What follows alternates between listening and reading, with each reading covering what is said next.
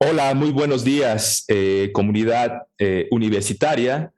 Buenos días a todos nuestros entrenadores, presidentes de asociación, coordinadores deportivos que pertenece a este gran sistema del deporte universitario. Estamos nuevamente en la presentación de un programa más de psicología del deporte. El día de hoy vamos a ver lo que es los niveles de activación en los deportistas. Yo soy Alejandro Franco y pertenezco al grupo de intervención en psicología del deporte. Voy a comenzar con la presentación. Eh,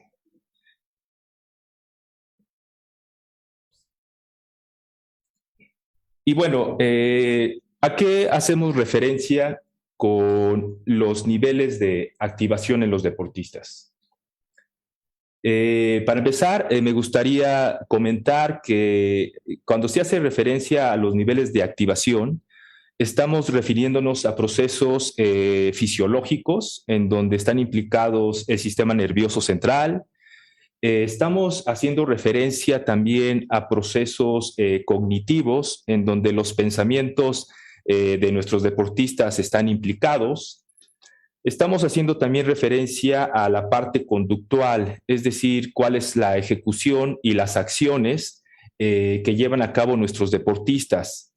Y por supuesto, también estamos haciendo referencia a lo que es la interacción social, ya sea con otra persona, ya sea con un grupo o ya sea con un grupo mucho más grande, como por ejemplo podría ser estar en un estadio de fútbol o en un frontón de baloncesto, en donde la interacción se hace cada vez más compleja e implica una regulación emocional y de niveles de activación mucho más precisos, en donde el entrenador requiere tener un sinnúmero de herramientas que les pueda transmitir a sus deportistas para poder regular el nivel de activación óptimo de cada uno de ellos y específico a partir de cada una de las disciplinas deportivas. La activación es el grado de energía física y mental del deportista. Es el proceso de control sobre la activación general fisiológica y psicológica del organismo que va desde el sueño profundo hasta la excitación intensa. Vamos a poner un ejemplo. Cuando nos dormimos en la noche regularmente, lo que pasa en nuestro sistema nervioso es que comienza a disminuir su actividad. Por lo tanto, podemos entrar en un nivel de relajación que nos va llevando poco a poco a ir entrando a la fase del sueño.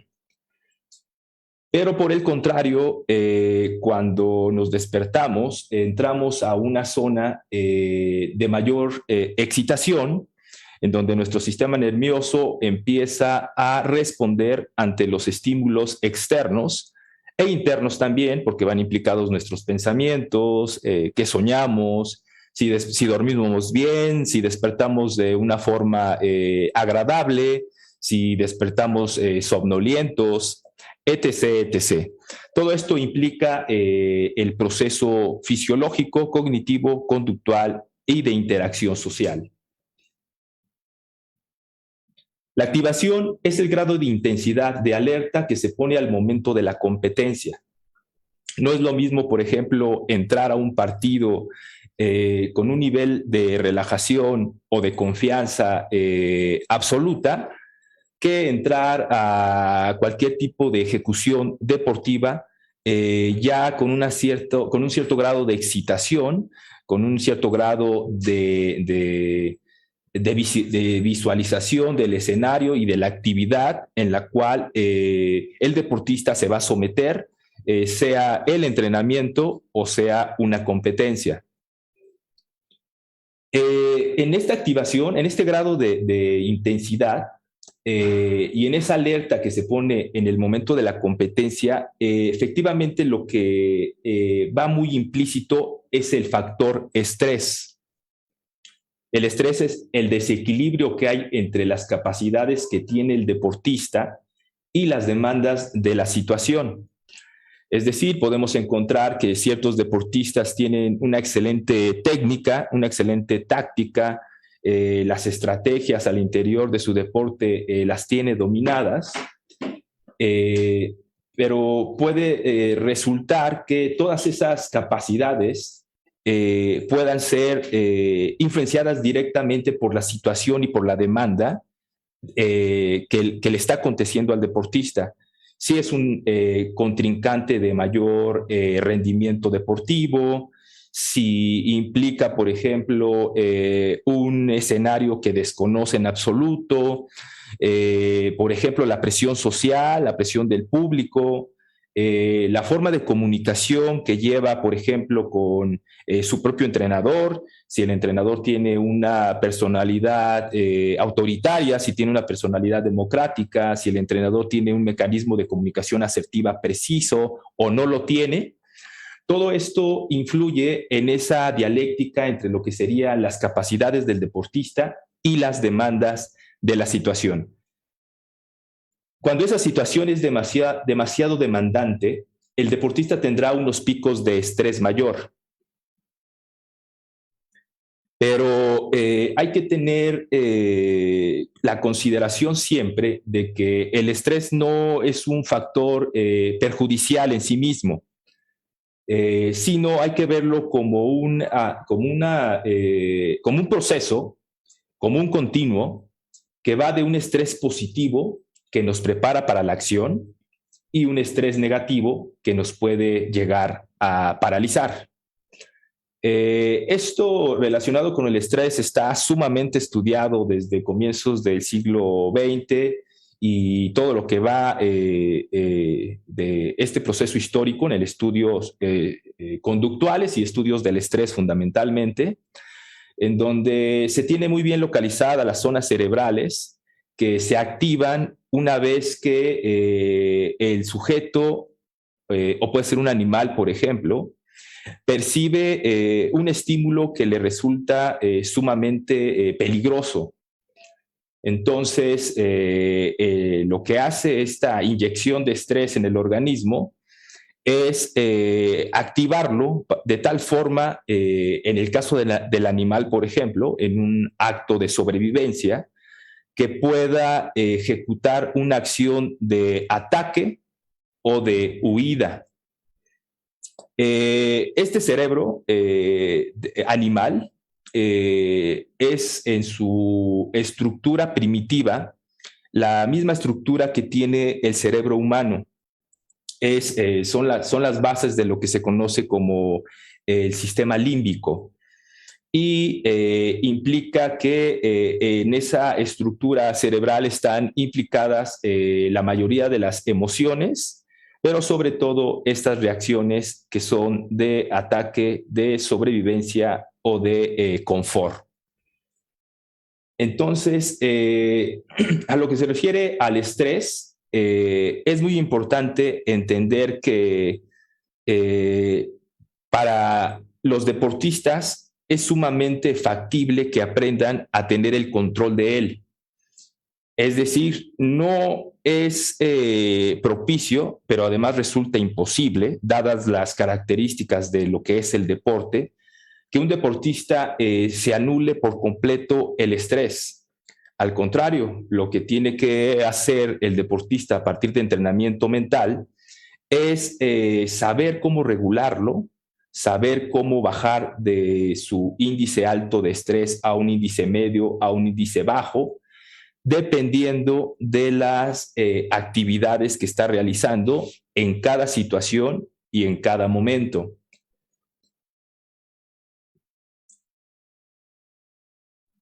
Pero, pues efectivamente, si el deportista no tiene este entrenamiento, este tipo de aprendizaje de entrenamiento mental, que son a partir de ciertas herramientas y ciertas técnicas que voy a mencionar a continuación, es muy posible que el estrés sea altamente perjudicial, un nivel de estrés alto, en donde efectivamente va a paralizar al deportista, lo va a cegar y va a impedir también que ejecute asertivamente su actividad y por supuesto va a interrumpir una serie de procesos psicológicos como serían la atención se va a ver afectada, la concentración se va a ver afectada, la relajación obviamente no estará presente ante ese nivel extremo de estrés y por lo tanto la ejecución y la toma de decisiones se verán también menguadas en cuanto a la realización, ya sea técnica o ya sea táctica del deportista. ¿Qué es el funcionamiento y nivel óptimo? Bueno, el nivel óptimo va a ser justo referencia a la capacidad que va a ir adquiriendo el deportista para poder tener control de sus propias emociones, de sus propios pensamientos, de sus propios gestos motores y obviamente todo esto acompañado de la preparación física, del entrenamiento físico, de la condición que vaya adquiriendo conforme va progresando en cuanto al rendimiento deportivo constantemente. Les voy a comentar rapidísimo lo que sería una experiencia de empezar a entrenar el nivel óptimo del deportista. En términos fisiológicos, sabemos que conforme un deportista comienza su entrenamiento, por ejemplo, un entrenamiento de baloncesto, comienzan a hacer el calentamiento, estiran un poco, vuelven otra vez a aumentar el ritmo y la velocidad del calentamiento. Y poco a poco, evidentemente, la frecuencia cardíaca va aumentando, las palpitaciones, el ritmo del corazón va aumentando y evidentemente el proceso fisiológico va hacia un nivel de activación medio, el cual va preparando al deportista a realizar cada vez acciones y gestos técnicos mucho más precisos, pero a su vez con un mayor grado de agresividad, con un mayor grado de velocidad, con un mayor grado de respuesta, etcétera, etcétera. Entonces, es muy el planteamiento para poder ir entrenando a nuestros deportistas en las cuestiones y en las técnicas mentales para poder tener este nivel óptimo implica, por ejemplo, el enseñarles a respirar. Es muy común que llegue un psicólogo del deporte con los deportistas y comiencen a enseñarles lo que serían técnicas de relajación, las diferentes técnicas de respiración que existen, pero es necesario que el deportista tenga los conocimientos básicos sobre por qué la respiración es fundamental para poder llegar a su nivel óptimo. Entonces, para esto, lo que puede hacer el entrenador con sus deportistas es efectivamente, después del calentamiento o después del entrenamiento, en comenzarles a enseñar lo que sería una técnica básica de respiración. La más común y la más eficaz para la mayoría, aunque no para todos, es la técnica de respiración diafragmática, que consiste básicamente en hacer respiraciones, contener la respiración y exhalar el aire en determinado tiempo.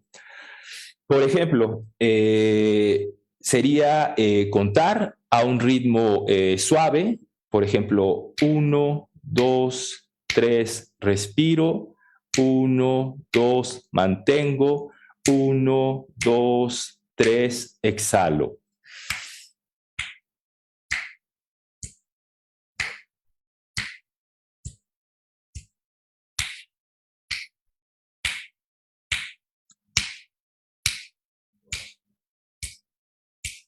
Esto es básico porque a nivel fisiológico, efectivamente, lo primero que va a acontecer en el organismo es que vamos a empezar a lograr una relajación y nuestros niveles de activación van a ir disminuyendo.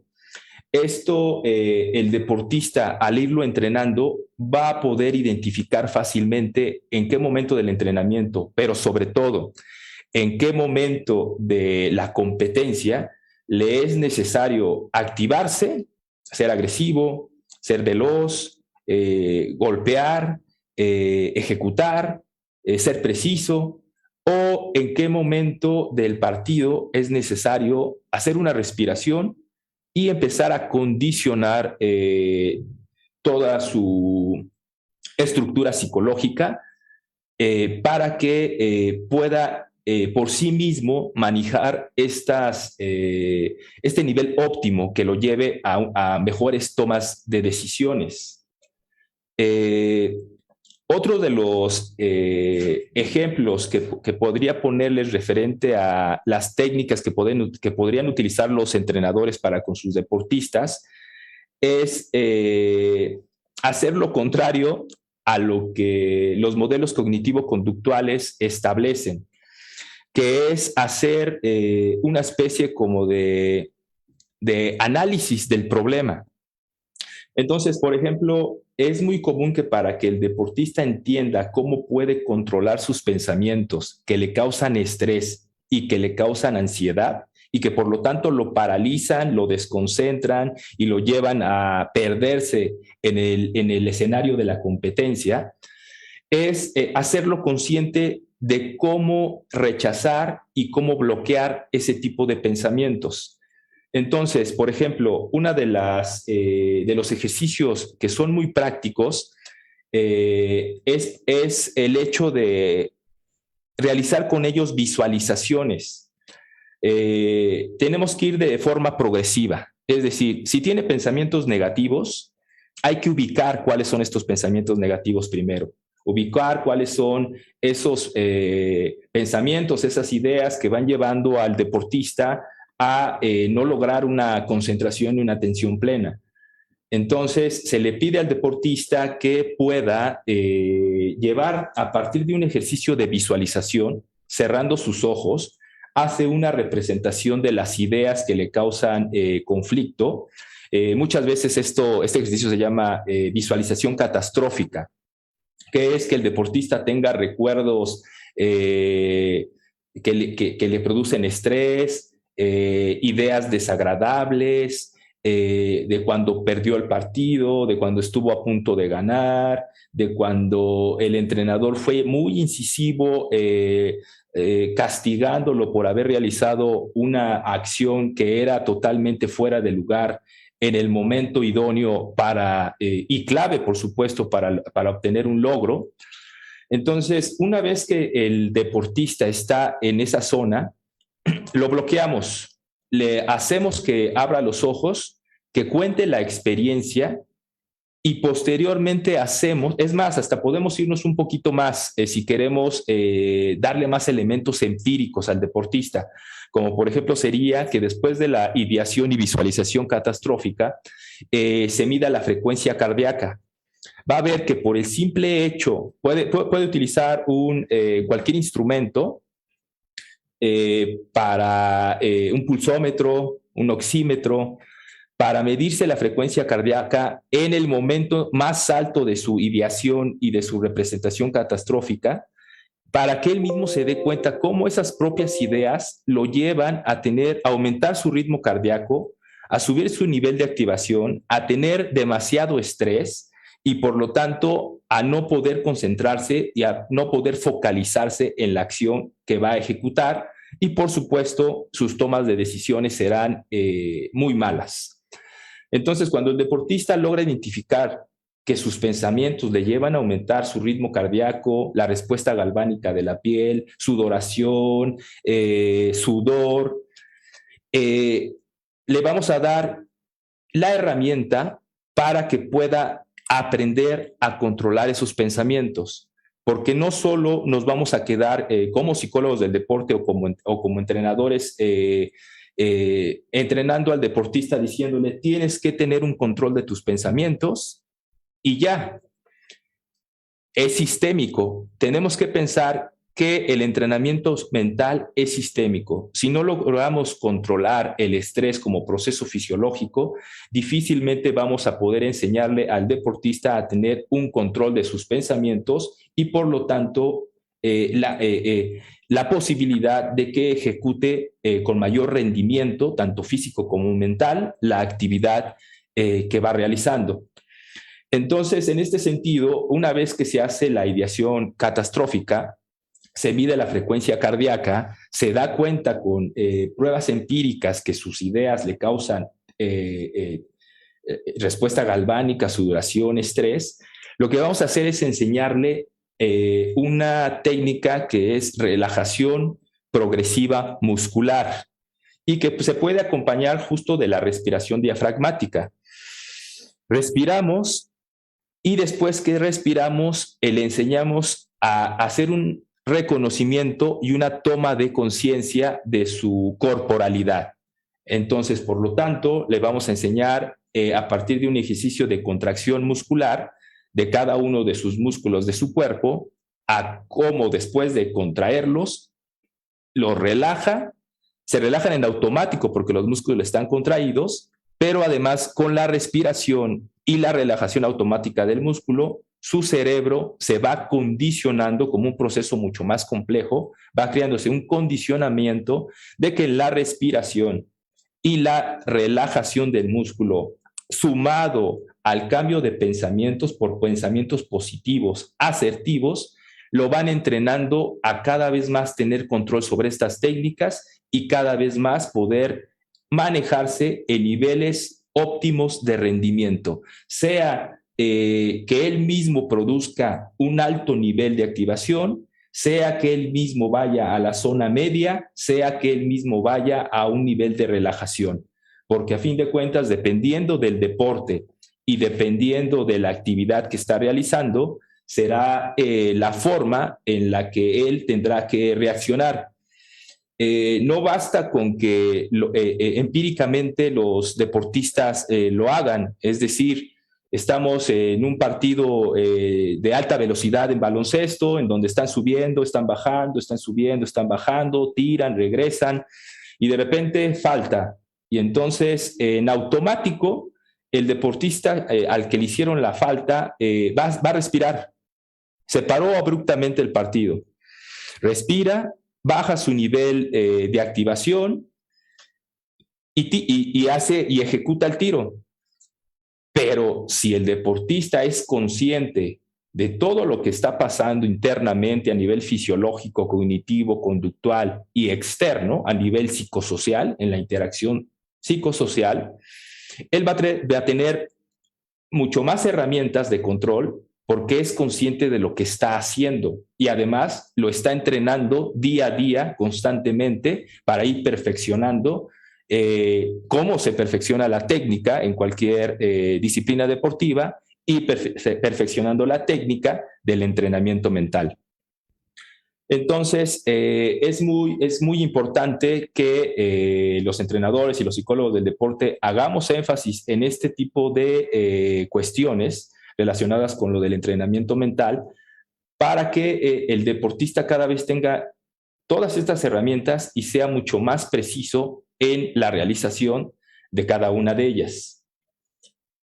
Bueno, una vez que traté de explicar a partir de ejemplos la parte teórica de lo que implica el estrés a nivel fisiológico y cómo a partir de la relajación y la respiración pueden ir obteniendo su entrenamiento mental. Me gustaría nada más concluir comentando que en cuanto a este entrenamiento de la relajación progresiva muscular, de ir contrayendo los músculos de la cara, es decir, se tensan los ojos, se tensan los dientes, se tensan los hombros. Posteriormente, en una siguiente fase, se le deja un tiempo de unos 20 segundos que esté tensando los hombros, que tense los brazos, posteriormente otros 30 segundos que tense el abdomen, posteriormente se baja las extremidades para que tense los muslos, que tense los gemelos, las pantorrillas y por último que tense los pies. Esto conlleva dos fases, que es la fase de la contracción muscular. Tenso, por ejemplo, los músculos. Me quedo ahí aproximadamente unos 20 segundos. Estoy sintiendo cómo los músculos están totalmente contraídos desde mis dedos, los puños, el antebrazo, el brazo, los hombros, el cuello, la espalda.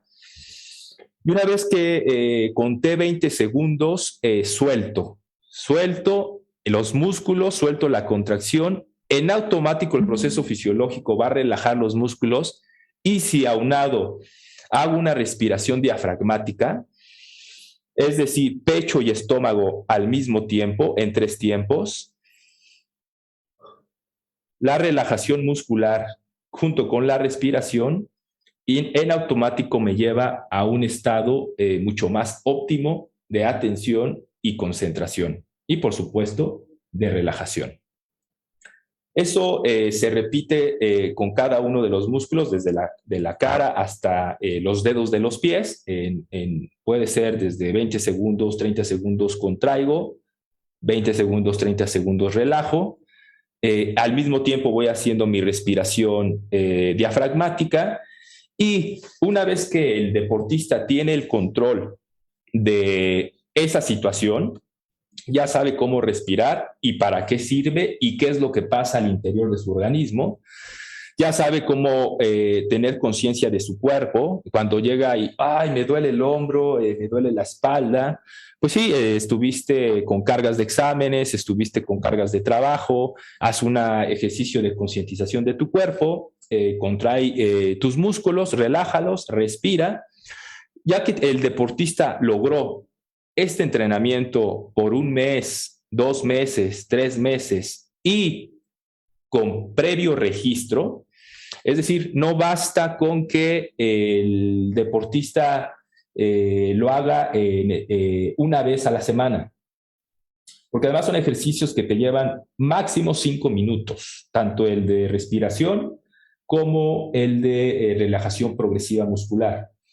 Entonces, pues para que tú puedas, por ejemplo, en el caso de baloncesto, tener un tiro preciso, 10 de 10, por ejemplo, 10 tiros libres de 10, pues necesitas, para poder lograr ese 10 de 10, mínimo debiste haber tirado miles y miles de tiros para llegar a la precisión de poder meter 10 de 10. Por lo tanto, en el entrenamiento mental es exactamente lo mismo. Las repeticiones constantes de la relajación, de la respiración, del cambio de pensamientos, del control emocional, de tus niveles de activación, se tienen que ir entrenando constantemente, pero también se tienen que ir registrando. Es muy importante porque cuando, por ejemplo, yo les comento a los deportistas con los que intervengo, ¿cuántas veces lo hiciste? ¿Cuántas veces hiciste la respiración diafragmática y cuántas veces hiciste la relajación progresiva? Y me dicen, pues la hice 2 veces a la semana. Ok. Y después pasó 1 mes y le pregunto, oye, ¿cuántas veces lo hiciste? Pues en la siguiente semana lo hice 2, en la siguiente creo que 4, en la siguiente no me acuerdo. Entonces, si no hay un registro, pues no hay una valoración real del entrenamiento. En cambio, me ha tocado que ciertos deportistas efectivamente me han dicho, en la mañana lo hice. Se hace en una hoja, muy sencillo, hace una calendarización por mes y pone una palomita. El primer día lo hice, sí, pum, palomita. ¿Cuántas veces? 3. Ok, palomita 3 en el primer día. El segundo día no lo hice. El tercer día sí lo hice. ¿Cuántas veces? 2. El cuarto día sí lo hice. El quinto no. El sábado sí. El domingo no. Pero va quedando constancia, el registro de cuántas veces lo ha hecho. Por lo tanto, cuando el psicólogo del deporte o el entrenador le pregunta cuántas veces la has hecho, le dice tantas a la semana a partir de mi registro y por lo tanto es mucho más fácil tener un porcentaje de entrenamiento mental y no el típico comentario de creo que 2 veces en esta semana y creo que 3 la otra. Pues obviamente basándonos en un registro es como vamos a obtener la comprobación tangible, objetiva del avance del entrenamiento mental. Bueno, vamos a pasar a continuar con la diapositiva. Estamos hablando del funcionamiento y el nivel óptimo, comentamos referente a lo que son los procesos fisiológicos del estrés y como los procesos fisiológicos como son la relajación y la respiración nos pueden llevar a ir obteniendo un nivel óptimo.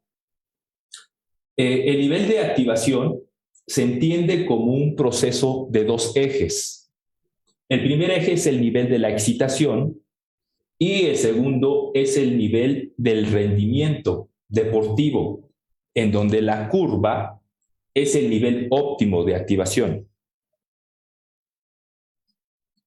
El alto rendimiento del deportista se da en una zona de activación media. Esto es obviamente un promedio, porque como veremos más adelante, habrá ciertas disciplinas deportivas que necesariamente tengan que estar en un nivel de activación alto todo el tiempo, o ciertas disciplinas deportivas en donde tengan que estar en un nivel de activación bajo. Pero hablando en términos del individuo, del deportista, es muy importante que entienda que él tiene que aprender a estar en su zona media, porque a partir de ahí es muy fácil que se vaya a la zona baja de relajación o que aprenda a irse a la zona alta de activación. Si el deportista muestra un nivel de activación bajo, tendrá poco interés y desgano en términos generales.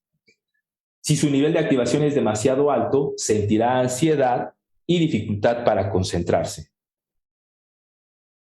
Entonces, aquí podemos ver efectivamente que los dos ejes del rendimiento y el nivel de excitación están correlacionados. Esta es la curva. Aquí estaríamos en un nivel de activación bajo. Aquí estaríamos en la zona óptima y aquí estaríamos en un nivel de activación alto, en donde si no se cuenta con el suficiente entrenamiento, que implica la toma de decisiones, la concentración, la atención, la ejecución del gesto técnico, es muy probable que este nivel de activación nos lleve a cometer errores que hacer una ejecución precisa y con resultados positivos. Y también de este lado, efectivamente, si uno permanece en un nivel de activación bajo, en donde el deportista ya está en el juego, pero está desganado, está pensando en el afuera de la cancha, está totalmente afuera de la competencia o del entrenamiento, pues tampoco, efectivamente tampoco podrá ejecutar la actividad deportiva de forma asertiva y positiva. El nivel de activación óptimo varía en cada deportista y está influenciado por variables como el tipo del deporte, la posición en la que se juega y su personalidad, la personalidad del deportista. Eso también es muy importante porque tanto el entrenador como el psicólogo conocen a sus deportistas. Saben que hay deportistas que ya son muy agresivos en sí mismos, hablando en términos del deporte. También saben que hay muchos deportistas que son muy pensativos, otros son muy reflexivos, otros son muy impulsivos. Entonces, la personalidad del deportista juega mucho y es una de las principales causas del por qué no podemos hacer entrenamientos universales y lograr niveles de activación óptimas para todos. este nivel de activación óptimo tiene que estar enfocado en el individuo, en sus características y en su personalidad. Y bueno, aquí nuevamente presento esta tabla mucho más esquemática de lo que sería efectivamente un nivel bajo de activación. El deportista está somnoliento, está aburrido, una baja vigilancia, y cuando está acá, efectivamente está con estrés, ansiedad y pánico. Pero esta tabla nos sirve para llevarlo al ejemplo de un deporte en donde pasa mucho que tanto entrenador como deportista adquieren demasiada confianza cuando su contrincante es un equipo de menor rendimiento. Entonces, los rituales de los deportistas se ven con un poco nivel de activación, están muy confiados, por lo tanto el nivel podría caer hasta en una cuestión de aburrimiento porque su contrincante es débil en cuanto a el rendimiento que tiene el otro equipo. Pero también pasa que cuando el equipo contrincante tiene un alto rendimiento por arriba del que tenemos el equipo contrincante, pasa que igual entramos ya con miedo, entramos con una autoconfianza baja, entramos ya con inseguridad, con poco control, y todo eso va generando una bola, un cúmulo de estrés, ansiedad y pánico, hasta que de repente nos empiezan a meter y a meter y a meter goles, nos empiezan a meter y a meter canastas, arrasan con nosotros en la confrontación de los deportes de conjunto, de combate, etc., etc. Y bueno, esta es una tabla que podría ejemplificar también cuáles son las zonas óptimas de funcionamiento o los llamados SOF. Podemos, por ejemplo, decir que el deportista A tiene un SOT bajo, el deportista B un SOT moderado y el deportista C un SOT alto. Y lo podemos ejemplificar, por ejemplo, en la disciplina que llevo, que es el baloncesto.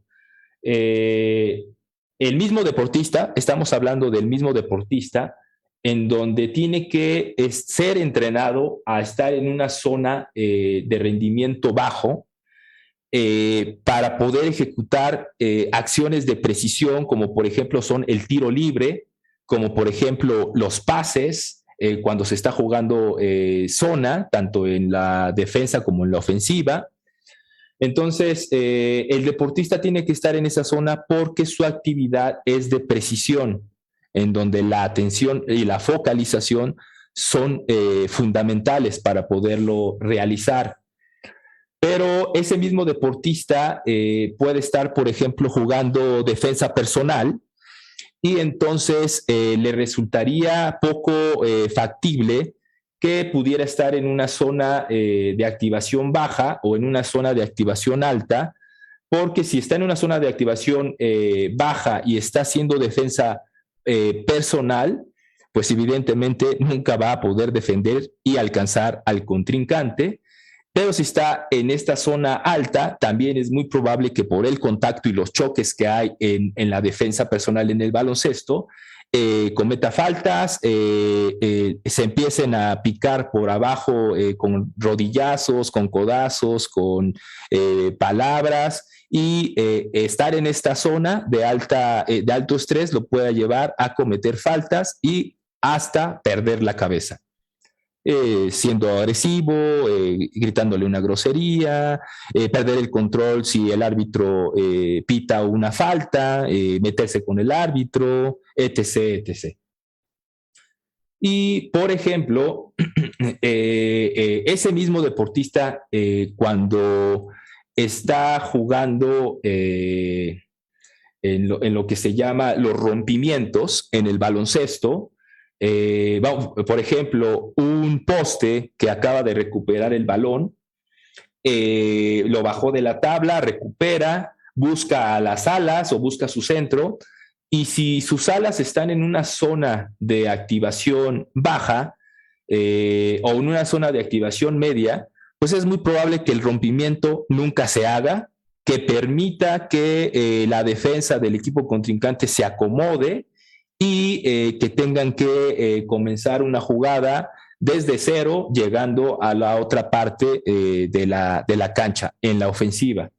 Pero si en el contrario, si está realmente en ese momento preciso en donde el deportista eh, eh, baja la pelota, busca el centro y busca las alas, y las alas están en un nivel de activación alto, con agresividad, con velocidad, con fuerza, con potencia, es muy probable que el rompimiento concluya en un enceste, en una canasta, y en términos generales, pues en puntos para poder lograr ganar el partido.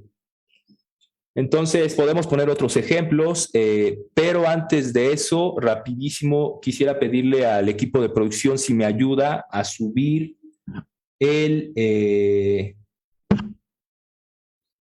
la liga del formulario para que puedan todos aquellos interesados en tener una constancia de asistencia a este tipo de ciclos de psicología del deporte, en donde, por cierto, este es el último ciclo, el de niveles de activación. Tienen que entrar este viernes, el que sigue y el que sigue, para que contesten a partir de la liga el formulario con las preguntas que vienen ahí referente a los temas específicos que se están dando, y puedan obtener esta constancia de asistencia a los ciclos especiales de psicología del deporte con la variable específica niveles de activación en el deporte.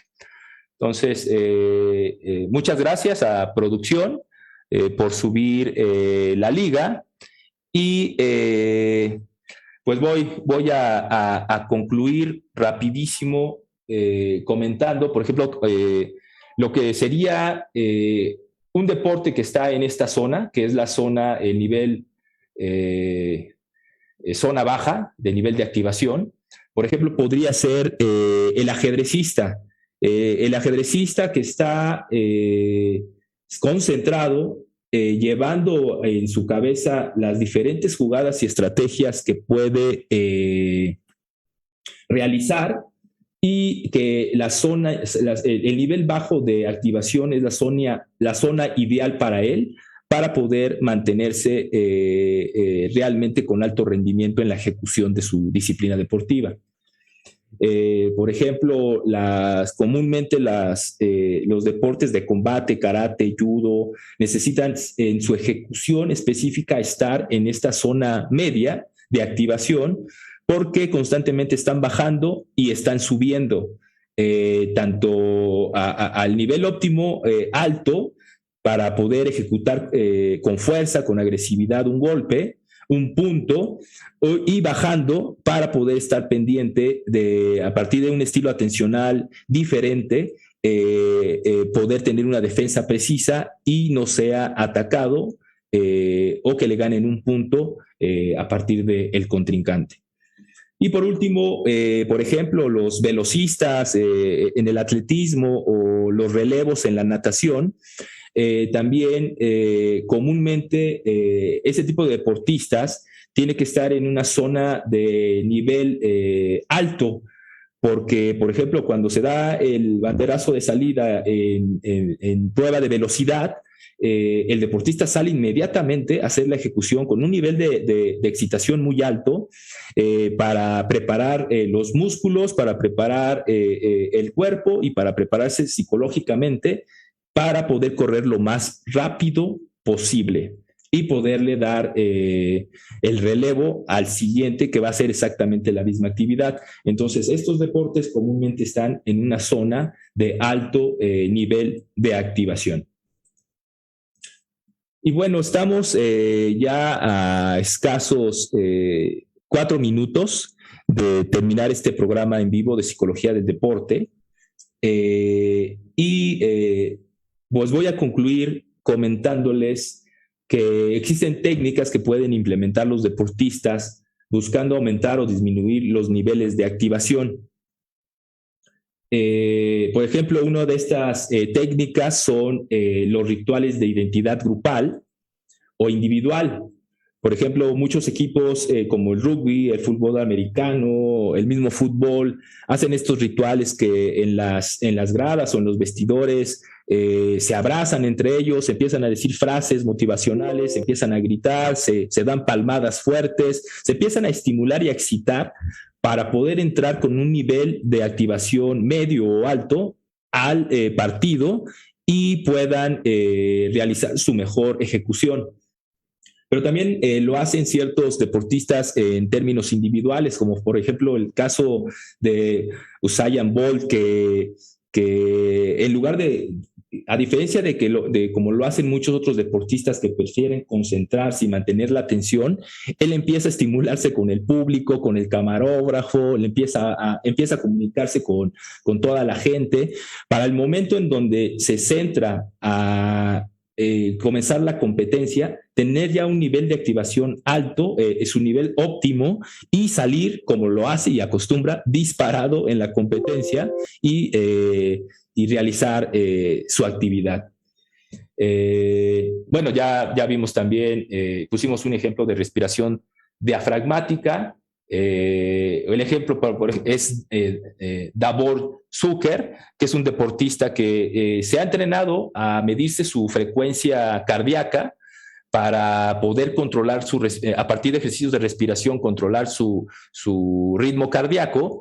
Y una vez que lo encuentra, él mismo se toca y se cuenta las pulsaciones, ejecuta, por ejemplo, el penal con una precisión exacta. Y bueno, por último, como ya les mencioné, la relajación progresiva muscular de Jepson, el control y cambio de pensamiento son fundamentales, y por supuesto la visualización guiada. Y bueno, buscar el adecuado nivel de activación como deportista antes y durante la competencia generará un amplio aprendizaje para mejorar en términos generales el rendimiento. Este aprendizaje generará lo que se conoce como zona individual de funcionamiento óptimo. Es la zona de activación que permite al atleta realizar la mejor competencia en términos deportivos.